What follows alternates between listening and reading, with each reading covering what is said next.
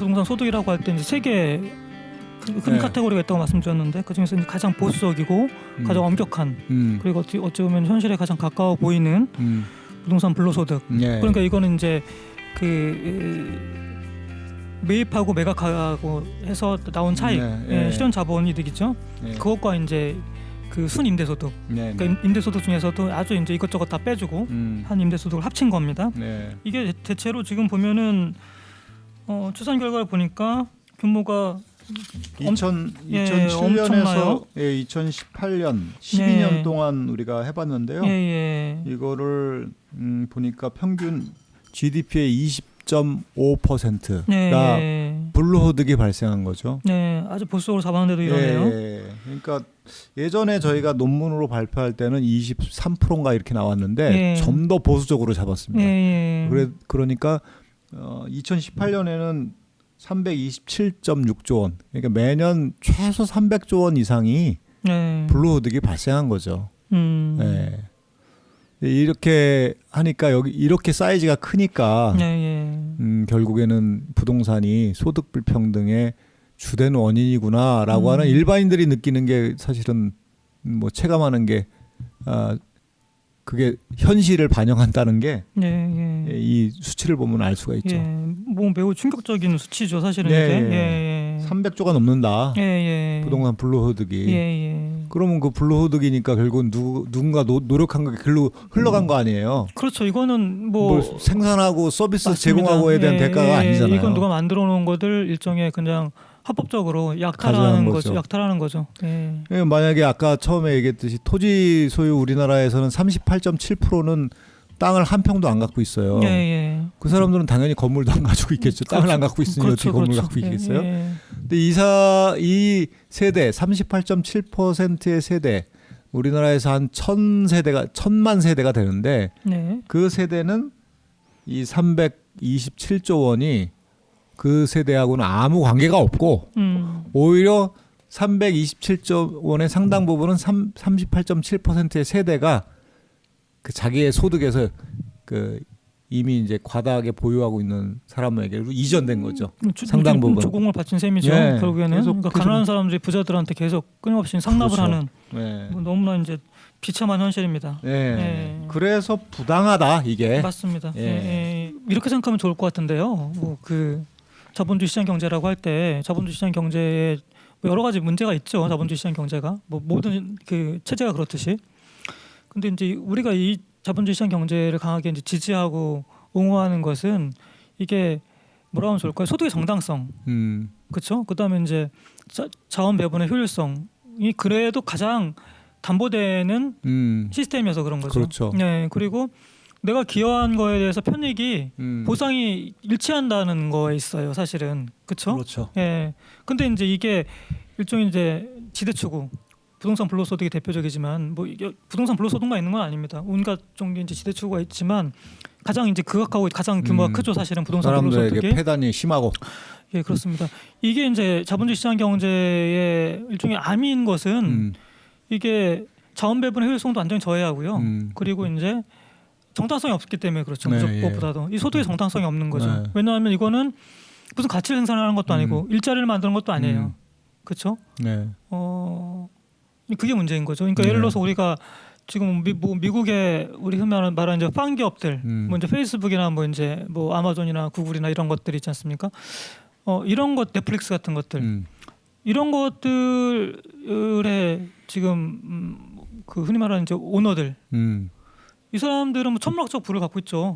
뭐 수십조, 심지어는 100조 이상 갖고 있고 막 이러는데 재산을. 근데 이런 사람들을 우리가 부러워하는데 미워하지는 않아요, 잘. 그렇죠. 왜냐하면 이 사람들은 새로운 비즈니스 모델을 만들었고 그것 때문에 엄청나게 많은 자본 투자 그리고 그걸 통해서 엄청나게 많은 사람들 또 고용을 하고요. 또 그게 경제에 엄청나게 많은 선순환을 일으키죠. 그렇거든요. 그렇죠. 전후막 연관 산업도 되게 많아질 것이고 이런 거는 우리가 부러워는 하지만 미워하지는 않는다고요. 왜냐하면 이건 어찌됐든 간에 사회나 경제에 기여하기 때문에 그렇습니다. 근데 그걸 통해서 자기도 이제 엄청난 부를 거머쥔 거예요. 그러니까 이게 아담 스미스가 말하는 이제 그게 일종의 자리타 원리, 그렇죠? 그러니까 내가 나를 나의 이익을 위해서 이해하지만 그게 사회 전체에 도움이 된다. 도움이 되는 자리이타의 원리라는 거잖아요. 아, 그렇군요. 이게 자본주의 시장 경제의 가장 근간 정신인데 이 부동산 불로소득은 그걸 정면으로 이제 부정하는. 그렇죠. 그러니까 이거는 아무것도 생산하지 않아요. 그냥 남들이 만들어 놓은 걸 뺏어가는 합법적으로 이런 거라고 생각이 되고요. 여기 뭐 아주 극명하게 드러났다고 봅니다. 예. 자, 그리고 이제 여기까지는 우리가 기존 연구가 얼마나 이제 부동산 불로소득을 과소추계했는지, 부동산에서 소득이 얼마 안 된다라고 하는 거를 저희가 정면으로 반박한 거죠. 반박한 거고 실제로는 이제 뭐 GDP의 보수로 적어도 20% 이상 매년 이게 발생한다라고 하는 거고 그게 아주 소수의 부동산 부자들의 주머니로 다 들어간다. 그렇죠. 그리고 이제 가장 비극적인 것은 가장 가난한 사람들이 가장 부자들한테 매년 상납을 하고 있다라고 하는 겁니다. 자, 그러면 이게 우리가 이건 확인해 봤고요. 이게 부동산 불로소득이 그러면 소득 불평등에 얼마나 영향을 미치느냐. 이거를 또 연구를 하셨어요. 우리 지금 박사과정을 받고 있는 이진수 연구원이 이 부분을 집중해서 맡았죠. 다른 거하고 근로소득하고 사업소득하고 부동산 소득을 여기다 넣어보면 어떤 게 소득 불평등에 영향을 많이 주느냐. 그거를 이제 우리 이진수 연구원이 그렇습니다. 프로그램을 돌렸습니다. 이거는 뭐 설명을 하면 너무 복잡하고 어려워서 이건 뭐 불필요할 것 같고요. 근데 이제 결과만 말씀해 주시면 좋을 것 같아요. 이게 지금 보면 진위계수 분해 결과라는 게 있습니다. 이걸 좀 설명을 해주시겠어요? 임금소득, 사업소득, 부동산소득, 기타소득 4개로 나눴는데요. 임금소득은 49.5%. 그러니까 임금 사이즈가 엄청 크거든요. 그런데 임금이 600조가 좀 넘어요. 2018년도에. 가장 큽니다. 모든 소득을 통틀어서. 그러니까 임금이 불평등에 미치는 영향은 49.5%고 부동산이 불평등에 미치는 영향은 37.5%인 거예요. 그러니까 지금의 소득 불평등의 3분의 1을 넘는 거죠. 넘는 거는 부동산이 영향을 미치고 있다. 이렇게 보면 그냥 쉽게 이해할 수 있을 것 같아요. 편하게. 임금은 2018년도에 보면 임금은 사이즈가 늘어나면 소득 불평등이 줄어들어요. 그걸 좀 더 설명해 주시면 어떤 의미일까요? 임금이 지금 602조 원인데 예를 들어 650조 원으로 갔다라고 하면 전체 소득 불평등은 줄어드는 건데 그게 왜 뭐 이렇게 이해할 수 있겠죠. 임금 사이즈가 늘어난다라고 하는 거는 뭐 하위 계층의 임금 소득이 더 늘어난다라고 볼 수 있을 것 같아요. 고소득자보다 뭐 증가 폭이 적을지 몰라도 어쨌든 소득은 늘어나겠죠. 소득층의 소득이 늘어나니까 소득 불평등은 줄어드는데 부동산 소득이 커지면 소득 불평등이 더 나빠져요. 왜냐면 부동산이 하나도 없는 사람이 많으니까. 그렇죠. 그러니까 사업소득이나 임금소득이나 다른 기타 소득은 그 규모가 커지면 소득 불평등이 줄어들어. 근데 부동산 소득은 그 규모가 커지면 소득 불평등이 커지는 거예요. 단적인 예로 보면 표 6에 정확히 나오는데요. 2013년도가 가장 부동산 가격이 안 올랐어요. 가장 안 오른 그 해에 보면은 부동산 소득이 소득 불평등에 영향을 미친 게 15.2%거든요. 가장 낮아요. 맞습니다. 가장 낮아요. 그러니까 만약에 매매 차익이 별로 안 생긴다. 예를 들어 임대소득도 뭐 거기서도 임대소득의 상당 부분은 뭐 평균 뭐 수익률에 약간 초과한다. 이걸 많이 환수하고 있다라고 하면 부동산이 소득 불평등에 별로 영향을 안 주는 거예요.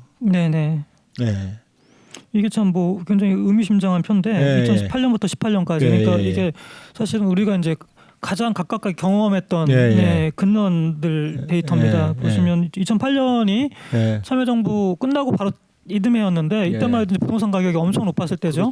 이때 보니까 사업소득, 임금소득 같은 경우에는 임금소득하고 부동산 소득하고 어금지금해요. 그 소득 불평등에 미치는 효과라는 게 그랬다가 이게 보면은 부동산 가격이 떨어지면서 그렇죠?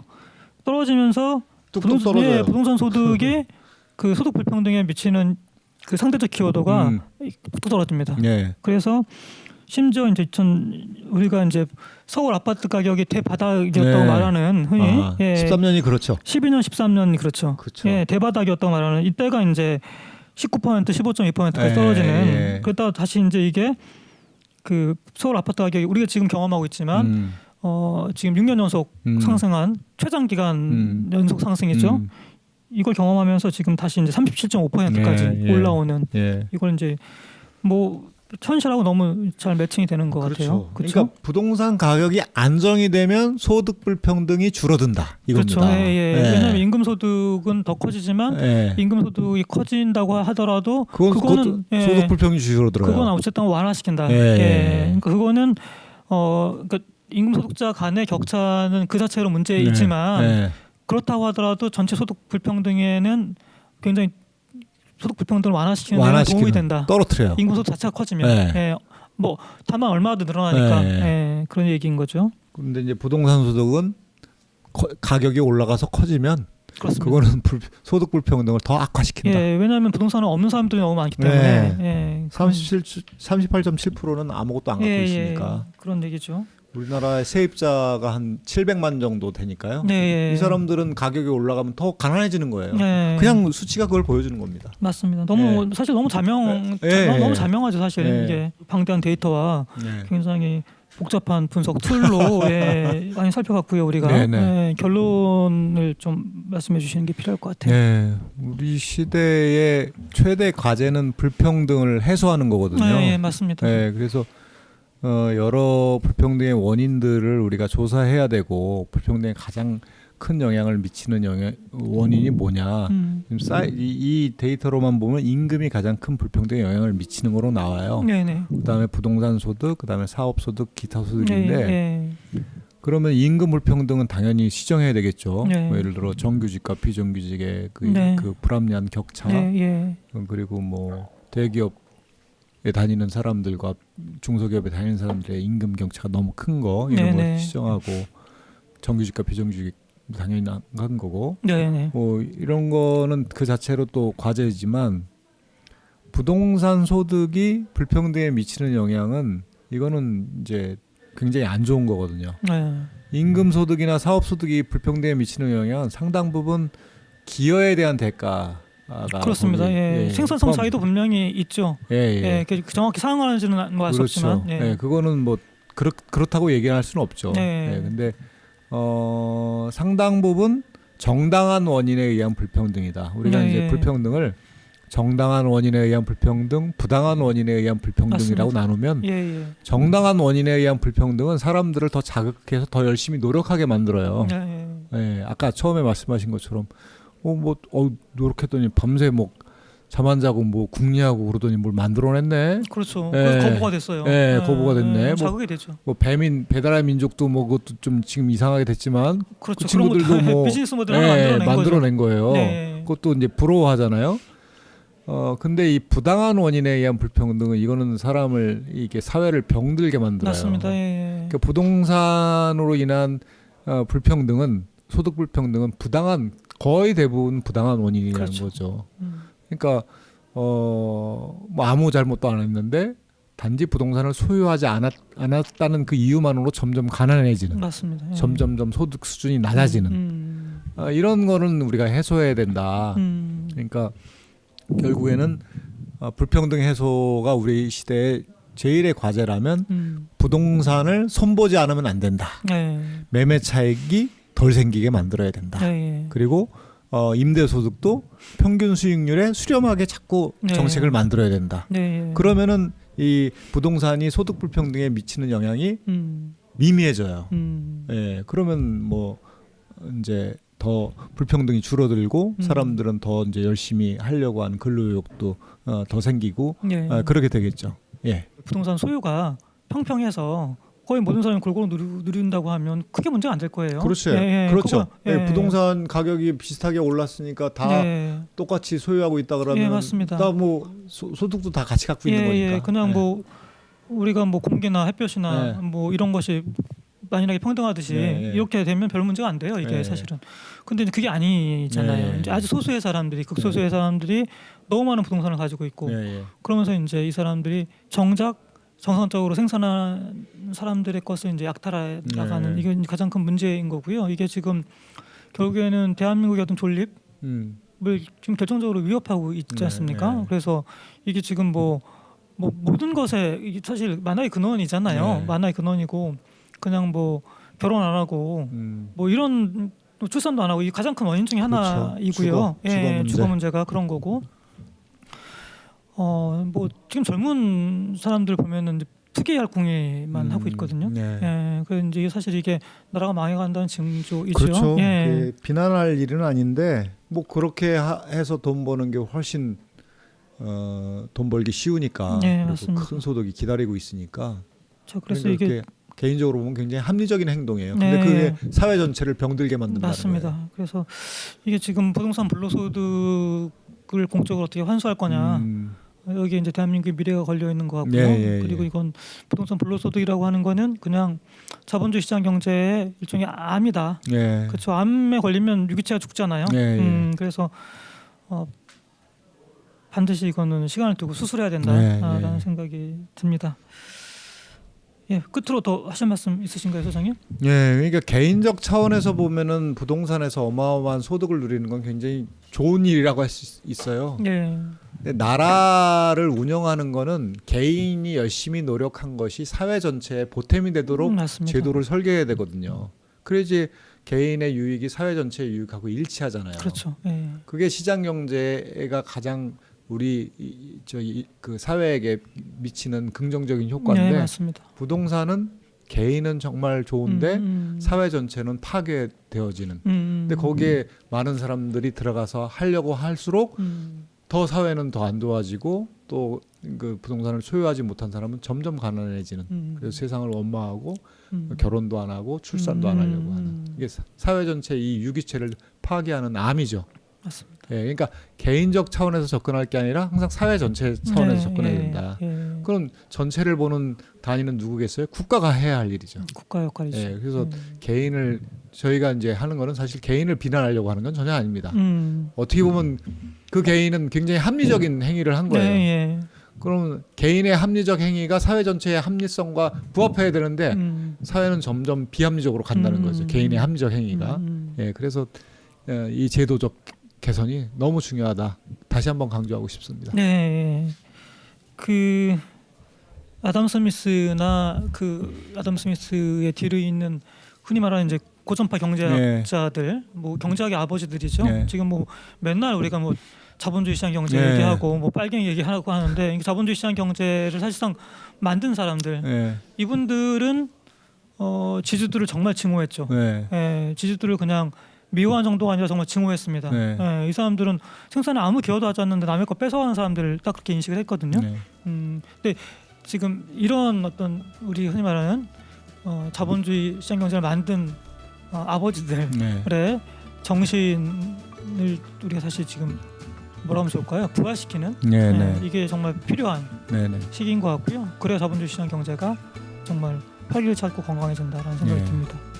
그 오늘 남규 소장님 모시고 부동산 불로소득의 규모 정말 깜짝 놀랄 정도로 큰 사이즈를 확인했고요. 그다음에 그게 소득 불평등의 정말 가장 주범이다.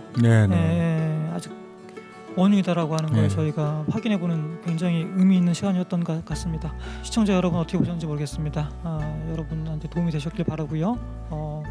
코로나가 지금 하여튼 유행하고 있는데 건강 조심하시고 코로나에 전염되지 않도록 각별히 주의하시기 바랍니다. 다음에 또 뵙겠습니다. 감사합니다.